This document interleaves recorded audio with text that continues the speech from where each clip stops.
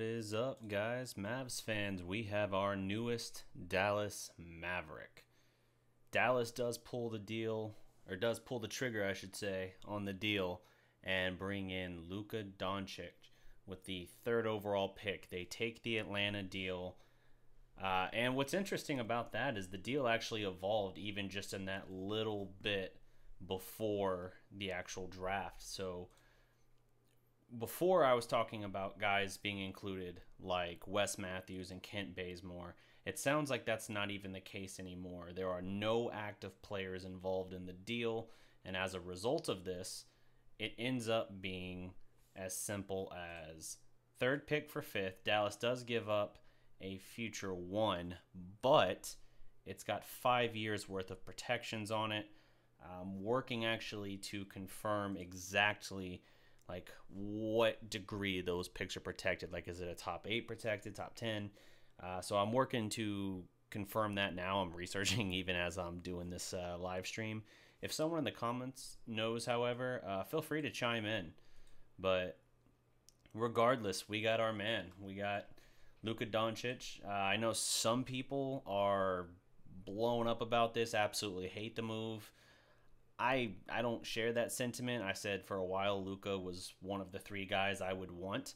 So I'm actually pretty content with this being the guy that Dallas brings in.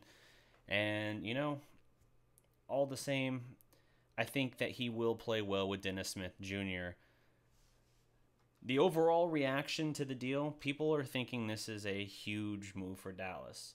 Bob Sturm of the Ticket. This is wonderful work. I love this move. Mavs took a chance on the highest ceiling to take a run at elite. This is exciting. Chuck Cooperstein, love it, love it, love it. Let's see here. Luka Doncic becomes the Dallas Mavericks' highest draft pick / draft night acquisition since they picked Jason Kidd at number 2 overall in 1994. He is one of He's one of the only top 3 draft picks acquisitions in franchise history. The other ones were Mark Aguirre and Kidd. So yeah, it's big news for sure that the Mavericks pulled off this deal. I'm curious as to whether or not their decision was impacted by the Porter medical reports, because it sounds like Porter actually has slipped a little bit because of his medical reports that have come out in the last few days, like to the teams. And his agent, it sounds like, has tried to kind of package it as like, well, hey, you know, look at the long term. Don't just look at this in the immediate window.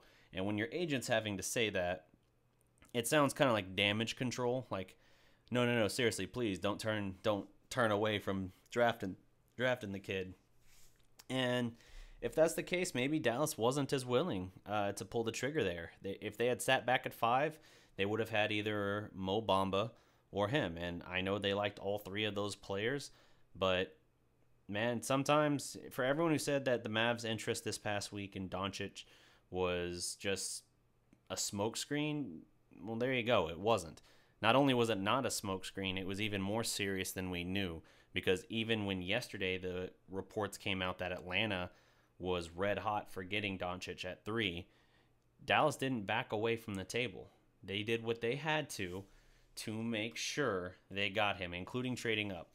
And I think the deal Dallas ended up getting with Atlanta is even better than the one I was talking about before, because in that case they were going to have to eat Bazemore's $19.5 million next year.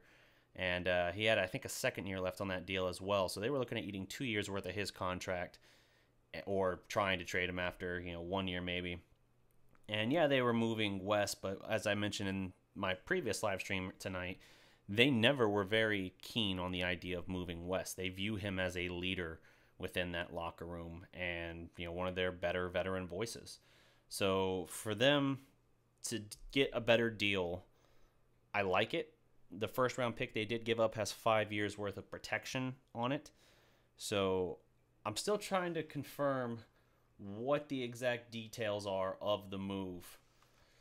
But all the same, I'm pretty happy with it. You're getting a 19-year-old kid who is a proven playmaker who operates very smoothly within the offense. His outside shooting could use a touch of work, obviously, like so many other prospects in this draft. His defense could use some work.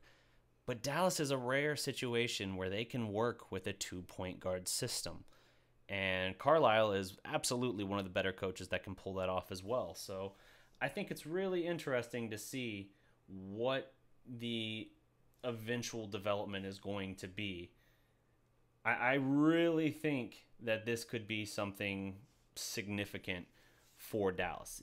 Is it the home run I was talking about the other day in the days leading up to this, the grand slam deal with Memphis where you get pick 4 and 5? No.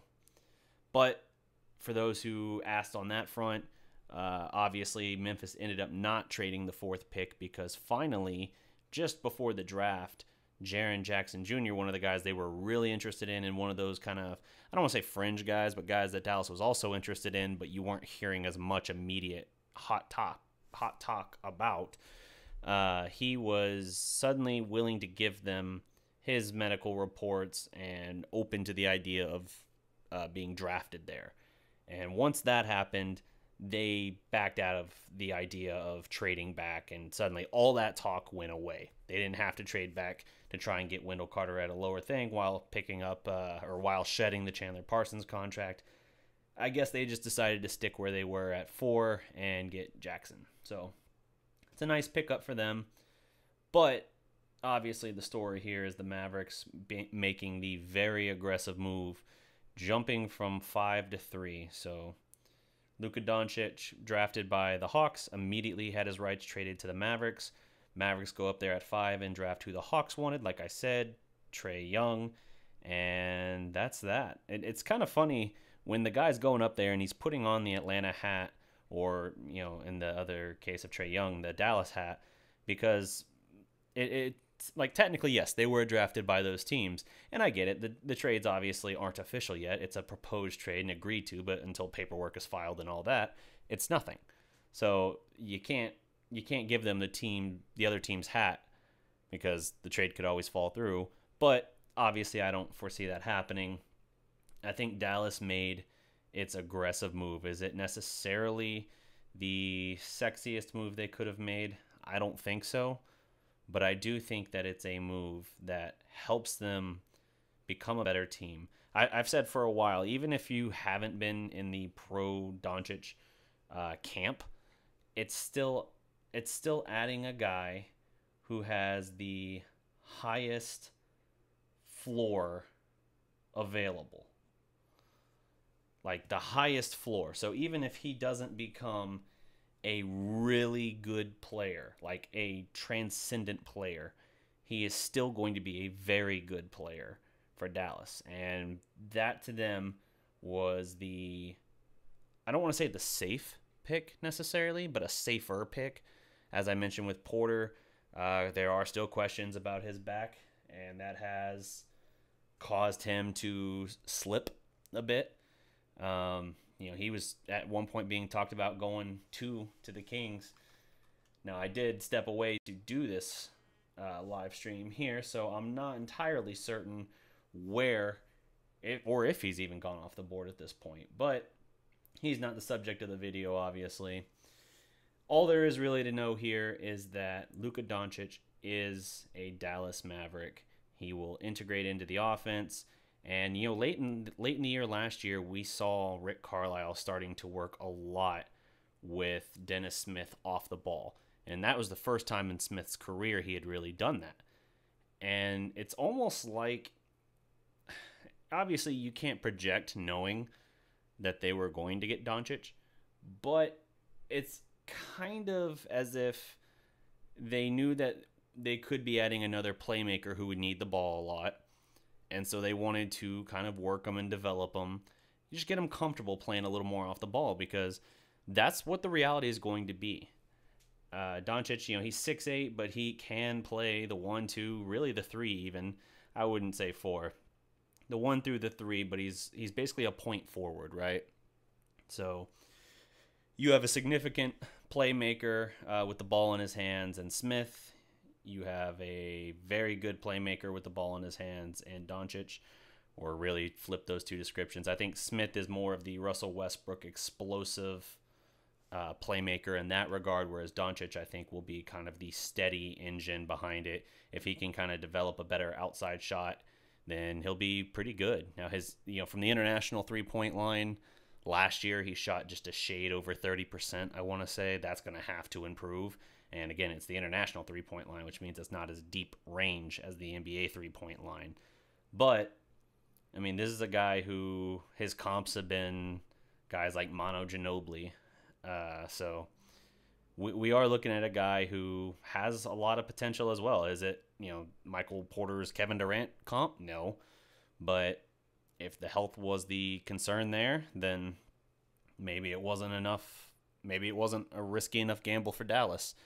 And to those asking, maybe it is a signal as well that if Dallas really was concerned, or let me rephrase that.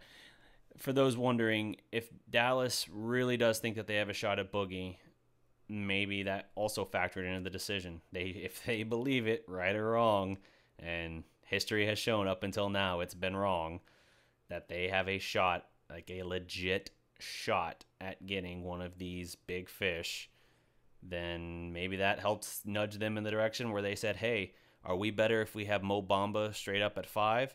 Or are we better if we get Luka Doncic at 3, don't have to give up any major assets, and then we can turn around and trade those assets as part of a sign-and trade to get him from the New Orleans Pelicans, him in this case being Boozy Cousins. Sorry, something caught my eye and I just tripped all over my words there. Boogie Cousins, hopefully not Boozy, especially not on the court. Shout out to Virginia's finest, Law Nation, Hulk Rage Cowboy. Yes, Hulk Rage Cowboy. If he is Ginobili, I'm good. Agreed. As a Mavs fan, I have been very much not a fan of Manu Ginobili in terms of his flopping and all of that, frankly, throughout his career. But at the same time, game respects game, right? You got to respect the dude for what he's done to this point in his career. For the comparisons to Oklahoma City, he basically was the James Harden that stayed and continued to win. Now, granted, I don't know that Ginobili would have gone elsewhere and been the number one in an MVP, but all the same, OKC tried following that blueprint and had it down pat until they didn't. And that's a credit to Ginobili for staying there in San Antonio and helping them really build something special. So I'll be curious to see how this plays out. I got to think he being Doncic now, flipping back to the actual pick, I got to think he moves to your 2 now, that you're probably looking at Dennis Smith, Doncic, or maybe they pencil him in at the 3, I guess, because they're still going to play West, and he's bigger than West, so maybe that's the play. But if he's a 3, then you're going to have to work to hide him because he's got a lot of defensive deficiencies. Like I said, any prospect in this draft really has that problem. And so you're looking at that, and if he's going against other 3s, then you don't want to have to put him on some of those dynamic small forwards in the league. But Carlisle will hopefully find a way to hide him a little bit on defense until they can develop him into something. But I think this is going to be an interesting thing to see how this offense can shape up. I think it's going to be a more exciting offense because I think he's one of those guys that's a little bit of a magician with the ball, phenomenal passer, and he's going to be able to make some stuff happen. Shout out Albert Pays. The way the game is going, we need ball handlers at each position. Exactly.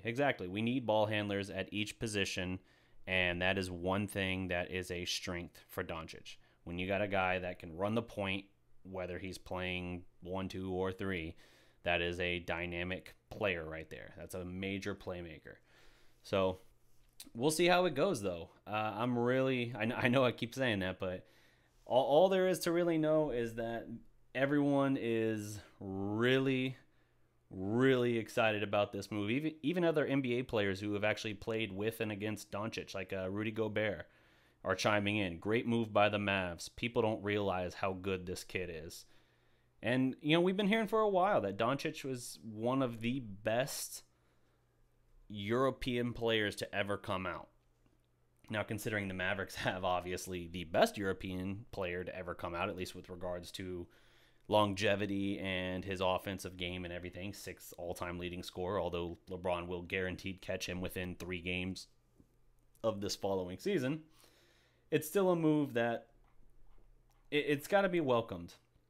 And I think 98% of the feedback I've seen so far on the move is issuing nothing but praise. I mean, this really did work out well for Dallas, being able to get the guy they want and to even pull off a better move that didn't require them to give up what they view as a legit locker room guy in the form of Wesley Matthews. So, let me see here. There was one more note I wanted to add here before I wrapped up this live show. Oh, yeah, Dallas basically just being able to use Atlanta's eagerness to get Trae Young, to use that, and Atlanta trying to rebuild, Dallas was able to basically swing a better deal than the original one that was out there. Part of why those talks were going cold was because Atlanta was trying to get more future assets, and Dallas countered and said, okay, you want a future asset? Like, example, the 1st round pick? Fine. But there's going to be a lot of protections on that to protect us in case we don't immediately turn things around. Again, I still have not found, I'm seeing lots of praise for the move. I've not seen it made clear yet, which is now making me think at this point it's because it hasn't been announced yet, what the extent of those protections are for the Mavericks in that 1st round pick for those 5 seasons, up to 5 seasons worth of protections. But we'll see. So that's the Mavs move for the 1st round. Stay tuned. Whenever they make another pick, whether it's in this draft or whatever, basically whenever their draft action is done, we will chime in on it. Don't forget to follow us on Twitter at Dallas Prospect for the pretty much up to the minute news. And other than that, I know I'll have Induka, my co-host the other night, back on the show probably Sunday afternoon around 3, I would guess. And we'll do another live show like this, and we'll talk about the pick and what we think it means for the Mavericks long term once we've had a little bit of time to process it and kind of assess where we feel it puts them, their future. Are they on the right path and all of that? I know Innie was high on Michael Porter, but I know at the same time it's not like he was low on Doncic as well. So it'd be interesting to have that talk. For those interested in Cowboys talk, tune in here in pretty much hour and a half at this point, about 9 o'clock tonight. I will be on with Law Nation and Big Game James of Silver and Blue Nation talking Cowboys. As I do every Thursday night, it will be another live show, and we're going to have fun with this. If you like the site and channel, don't forget to subscribe to the channel. Check out the website, thedallasprospect.com. And if you want to help us continue to grow the site, the network, all of that, help us grow and produce more content, hire contributors and all of that, then don't be afraid, if you really like what we're doing, to support us on Patreon as well. But until next time, guys, I've been Darreck Kirby with the Dallas Prospect. And remember, every legend was once a prospect.